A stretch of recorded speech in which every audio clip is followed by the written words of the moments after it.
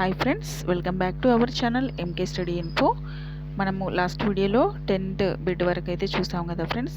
ఇప్పుడు 11th నుంచి చూద్దాము. ఇవన్నీ కూడా ఇంపార్టెంట్ బిట్సే, తప్పకుండా ప్రిపేర్ అవ్వండి, నేర్చుకోండి ఫ్రెండ్స్. ఓకేనా? అలాగే మన ఛానల్ని సబ్స్క్రైబ్ చేసుకోండి మరిన్ని వీడియోస్ కోసం. అలాగే ఈ వీడియోని అయితే లైక్ చేయండి ఫ్రెండ్స్. Question number 11. అయాన్కు హోంవర్క్ చేయాలని లేదు, అలాగని తరగతి ఉపాధ్యాయునితో చివాట్లు తినాలని లేదు. అయాన్ యొక్క సంఘర్షణ ఏమిటి అని అడుగుతున్నారు ఫ్రెండ్స్. అంటే అయాన్కు హోంవర్క్ చేయాలని లేదు, అలాగని తరగతి ఉపాధ్యాయునితో తిట్లు తినాలని లేదు.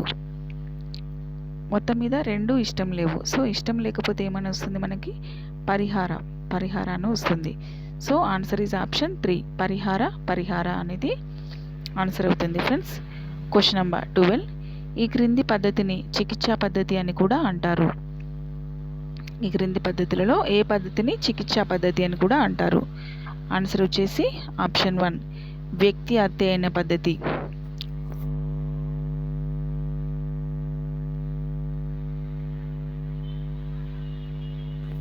వ్యక్తి అధ్యయన పద్ధతిని చికిత్సా పద్ధతి అని కూడా అంటారు. Next question number 13. ఈ క్రింది వానిలో అభ్యసన లక్షణం గురించి సరికాని వాక్యం ఏది అని అడుగుతున్నాడు ఫ్రెండ్స్. అభ్యసన లక్షణం గురించి సరికాని వాక్యం. Answer is option 4. అభ్యసన ఒక ప్రక్రియ కాదు, ఇది ఒక ఫలితం అనేది అభ్యసనం యొక్క లక్షణం కాదు. అభ్యసన లక్షణాలు ఏంటిది? అభ్యసనం అనేది ఒక గమ్య నిర్దేశిత చర్య. అభ్యసనం సంచిత స్వభావం కలిగి ఉంటుంది.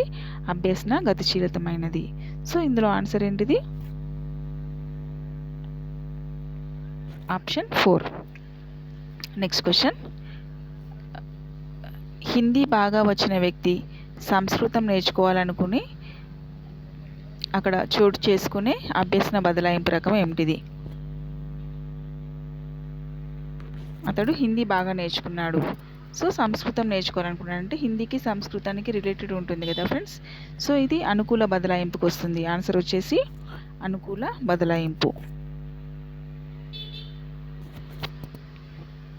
మనకు ఏది అనుకూలంగా ఉంటే అది అనుకూల బదలాయింపు. ఒకవేళ మనకి యూజ్ కాకపోతే అది ప్రతికూల బదలాయింపు అవుతుంది. అస్సలే యూజ్ కాకపోతే శూన్య బదలాయింపు అవుతుంది. ఓకేనా? అడ్డంకులు ఏర్పడితే అది ప్రతికూల అవుతుంది. అసలు యూజ్ కాకపోతే శూన్య బదలాయింపు అవుతుంది. ఓకేనా? Next question. విన్నీ ఒక అర్ధరహిత జాబితాను 20 ప్రయత్నాలలో చదివి నేర్చుకున్నది. అలాగే ఒక వారం తర్వాత అదే జాబితాను తిరిగి నేర్చుకోవాల్సి వచ్చింది. ఈసారి విన్నీ 13 ప్రయత్నాలలోనే ఆ పని చేయగలిగింది. విన్నీ యొక్క పొదుపు గణన ఎంత అని అడుగుతున్నారు. ఆన్సర్ వచ్చేసి ఆప్షన్ 2, 35. ఇది మీరు ఫార్ములా ఉంటుంది కదా ఫ్రెండ్స్, పొదుపు గణన ఫార్ములా వేసి చేయాలి. ఇలాంటి క్వశ్చన్స్ తప్పకుండా నేర్చుకోండి ఫ్రెండ్స్, ఎందుకంటే ఎగ్జామ్లో తప్పకుండా ఒక బిట్ అయితే వస్తుంది. విన్నీ ఒక అర్ధరహిత జాబితాను 20 ప్రయత్నాలలో చదివి నేర్చుకుంది. అలాగే ఒక వారం తర్వాత అదే జాబితాను తిరిగి నేర్చుకోవాల్సి వచ్చింది. ఈసారి విన్నీ 13 ప్రయత్నాలలోనే ఈ పని చేయగలిగింది. సో ఇది మనకి చాలా బాగా యూజ్ అవుతుంది ఫ్రెండ్స్, ఎందుకంటే రివిజన్ చేస్తూ ఉంటే మనకి క్వశ్చన్ చూడగానే ఆన్సర్ అనేది గుర్తుకొస్తుంది. ఓకే, రివిజన్ చేయండి మెయిన్గా. Question number 16. ఆన్ మెమోరీ గ్రంథాన్ని రచించిన వారు ఎవరు? ఆన్ మెమోరీ గ్రంథాన్ని రచించిన వారు ఎవరు? Answer is option 1, ఎబ్బింగ్హౌస్.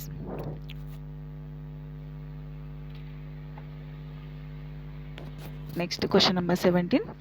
పావ్లోవ్ ప్రయోగంలో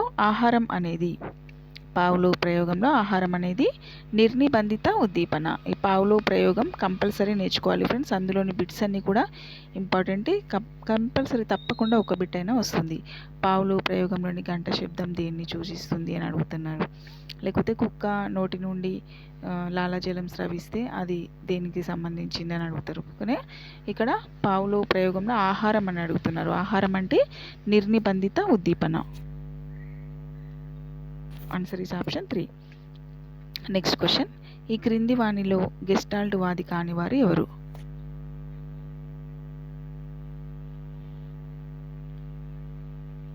గెస్టాల్ట్ వాది కానివారు Skinner. Answer is option 4. Gestalt వాదులు ఎవరు మరి? Kohler, Koffka, Wertheimer. ఓకేనా? ఇది కూడా ఇంపార్టెంట్ బిట్సే. మీకు అన్నీ కూడా ఇంపార్టెంట్ బిట్సే చెప్తున్నాను ఫ్రెండ్స్. ఇవన్నీ కూడా ప్రీవియస్ ఇయర్ బిట్స్. మనకి ఎగ్జామ్లో ఎక్కువగా ప్రీవియస్ ఇయర్ బిట్సే వస్తాయి మ్యాక్సిమం. ఓకేనా? క్వశ్చన్ నెంబర్ 19 ఆకృతి క్షేత్ర సంబంధం దీనికి సంబంధించినది. ఆకృతి క్షేత్ర సంబంధం దీనికి సంబంధించినది. ఆన్సర్ ఈజ్ ఆప్షన్ 2 ప్రత్యక్షానికి సంబంధించింది. నెక్స్ట్ క్వశ్చన్ నెంబర్ 20 ఈ క్రింది వానిలో జ్ఞానాత్మక రంగానికి సంబంధించినది. జ్ఞానాత్మక రంగానికి సంబంధించినది ఏంటిది? అనుకరణ, విశ్లేషణ, మూల్యాంకనం, వినియోగం అనేవి జ్ఞానాత్మక రంగానికి సంబంధించినవి. సో ఈ వీడియోలో ఈ బిట్స్ చూసాం కదా ఫ్రెండ్స్. మరొక వీడియోలో మరికొన్ని బిట్స్ చూద్దాము. Thank you for watching my video.